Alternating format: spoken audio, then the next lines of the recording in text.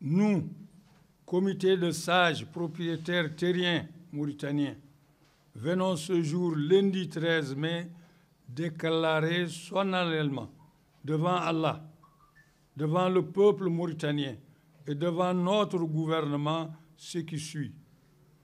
1.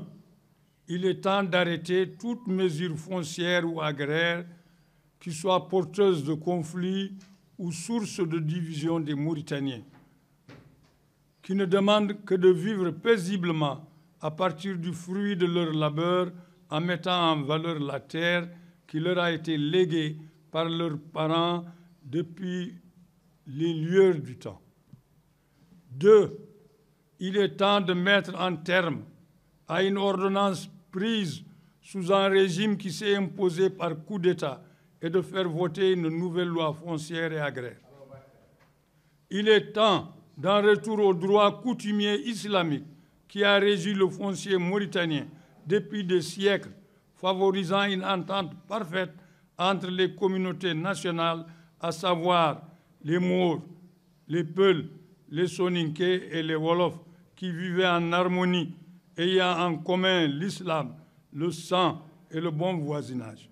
Chacun savait les limites de son champ et en cas de conflit, le maslaha prévalait avant la charia. Demandons avec véhémence que l'État fasse un cadastre réactualisant la propriété terrienne de chacun par un titre foncier. B. Que chaque Mauritanien puisse accéder à la terre chez lui. C.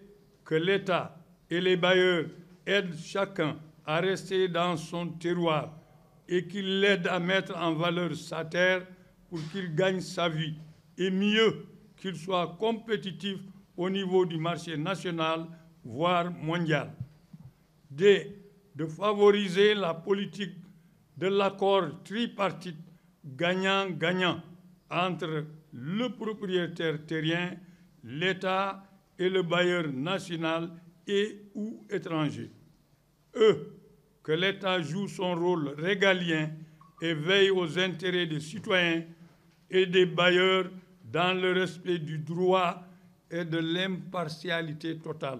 La stratégie que nous préconisons pour la mise en valeur des terres, c'est une stratégie qui est expérimentée d'ailleurs partout dans les pays africains. Avant tout, il faudrait sécuriser le foncier.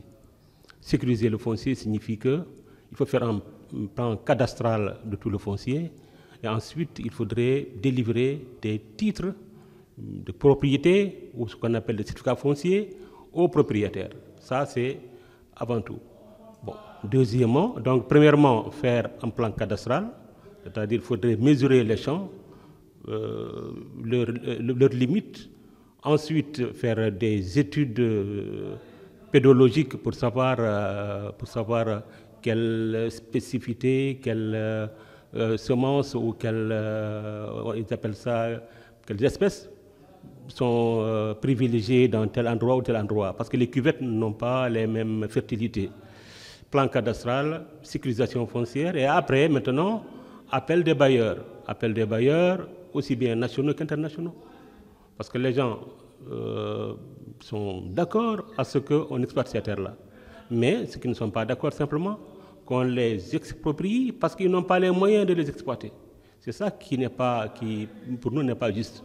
Les gens sont d'accord à ce qu'on exploite les terres, mais d'abord on les sécurise et ensuite on amène les bailleurs et puis il y aura une entente entre des partenaires qui vont discuter sur un plan tout à fait égalitaire, de façon équitable, que chacun sache combien il va tirer profit de cette exploitation. Voilà.